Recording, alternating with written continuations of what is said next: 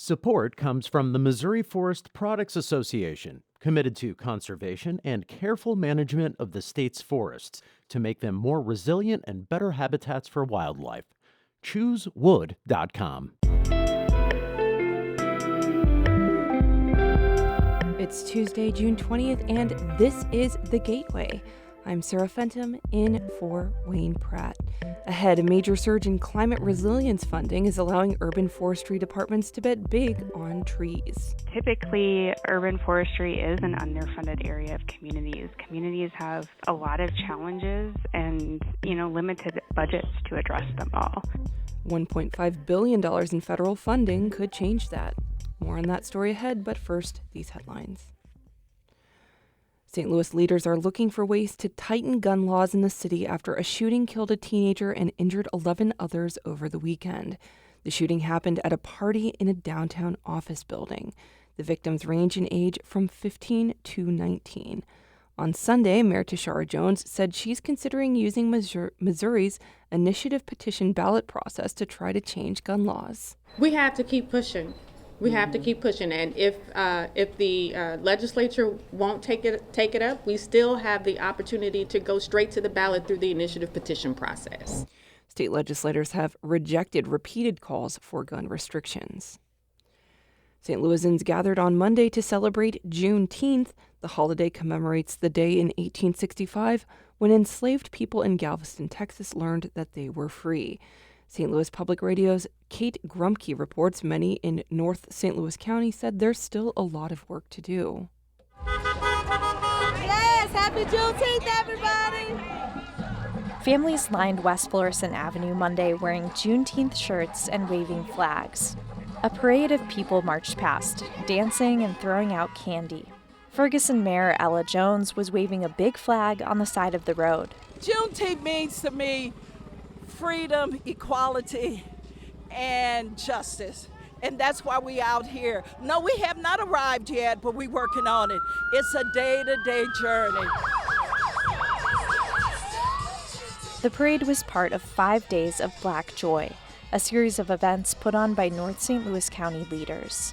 I'm Kate Grumke, St. Louis Public Radio. Illinois police departments can now use drones to patrol parades and other special events. Alex Degman reports. Governor J.B. Pritzker signed the Drones as First Responders Act. It outlines how police can use drones to cover crowded events. State Senator Linda Holmes, one of the sponsors, says the push for this intensified after last year's mass shooting in Highland Park. But drones can also be used outside of major events, even on regular calls. They don't replace the response of an officer, but they provide information in advance that can support the officers with their ability to respond in a safe and effective manner. The law also outlines what police can't do, like gather facial recognition data using drones or install weapons on them. It takes effect immediately. I'm Alex Degman. A longtime observer and participant in St. Louis politics says St. Louis County Prosecutor Wesley Bell's Senate bid will be a test for Missouri voters. Bell's running for the U.S. Senate as a Democrat. If he's able to beat Lucas Coons in a primary, he'll have to try to convince a broader electorate to elect a black person to statewide office for the first time. Mike Jones, a former city alderman and advisor to County Executive Charlie Dooley, says white Missouri voters have rejected African-American candidates in the past.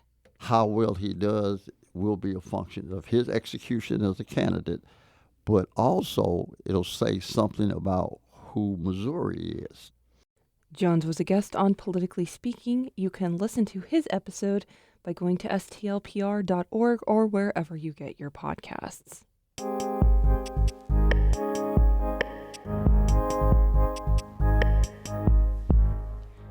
Many times we barely notice them, but trees have a big impact, especially in cities where they can lower ambient temperatures. U.S. cities and states will be getting $1.5 billion for urban canopies over the next 9 years. The money is part of climate resilience funding through the Inflation Reduction Act. As Harvest Public Media's Juan Pablo Ramirez Franco reports, the funding will help communities provide more green space and adapt to extreme weather events.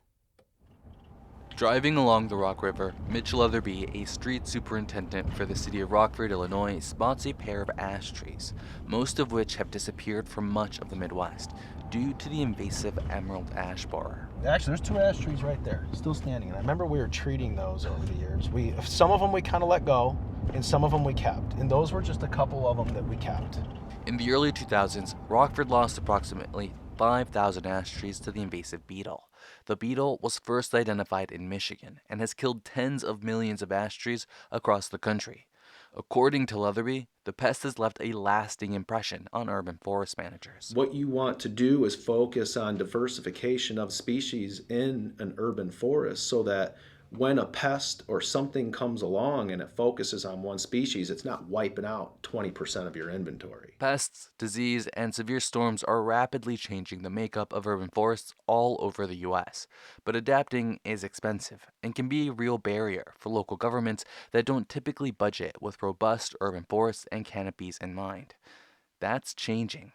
According to David Sevier, a regional manager for the U.S. Forest Service, the federal government is betting big on trees through funding in the Inflation Reduction Act. $1.5 billion of funding over the next 9 years will be dedicated to urban and community forest programs. It's an unprecedented increase, one that is very needful and will help to meet many of the chronic challenges that our cities face with respect to extreme heat, flooding, vulnerabilities to storms, and so forth that we see increasing in the landscape today. That's exactly what Alan Jankowski, the Commissioner of Forestry for the City of St. Louis, is counting on. He says that earlier this month, there was a nearly 10-degree difference between the parts of the city with ample tree cover and those without it. His department recently submitted a $50 million proposal to the Forest Service for work like pruning and replacing trees. The city would have had to match the Forest Service's contribution dollar for dollar before the IRA legislation waived that requirement for projects in disadvantaged communities. I would say without that, it would have been very difficult. I don't know if we could say not 100%, but it would have been very difficult for us to get the $50 million for sure. The Forest Service is distributing hundreds of millions of dollars in grants to local governments, federally recognized tribes, and community-based organizations. And its funding for states has surged to $250 million this year. Christina Hoyt with the Nebraska Forest Service says it'll have a real impact, especially in rural towns. Typically, urban forestry is an underfunded area of communities. Communities have a lot of challenges and, limited budgets to address them all. Hoyt says the funding will help the state deal with the emerald ash borer, which was identified in Nebraska in 2016, as well as beef up forestry departments around the state. Trees are having a moment, and Michael Brunk, the Urban and Community Forestry Administrator for the Illinois Department of Natural Resources, says it's about time. Quite frankly, most of the time, trees kind of got kicked down the rung and was looked at as a nicety, not a necessity. Not as a necessity like police and fire, and not a necessity like patching potholes and taking care of snow removal in the winter. But, quite frankly, it should be. A single mature tree can trap some 4,000 gallons of rainwater a year, and the temperature beneath the tree can be up to 25 degrees cooler than its surrounding area. Now, forest managers are imagining what they could do with a more substantial urban forest. For Harvest Public Media, I'm Juan Pablo Ramirez Franco.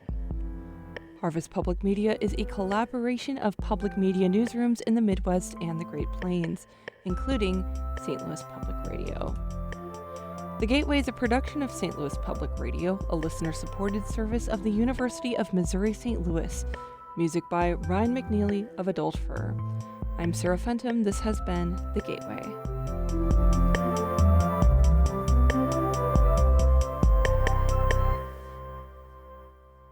Support comes from the Missouri Forest Products Association, committed to conservation and careful management of the state's forests to make them more resilient and better habitats for wildlife. ChooseWood.com.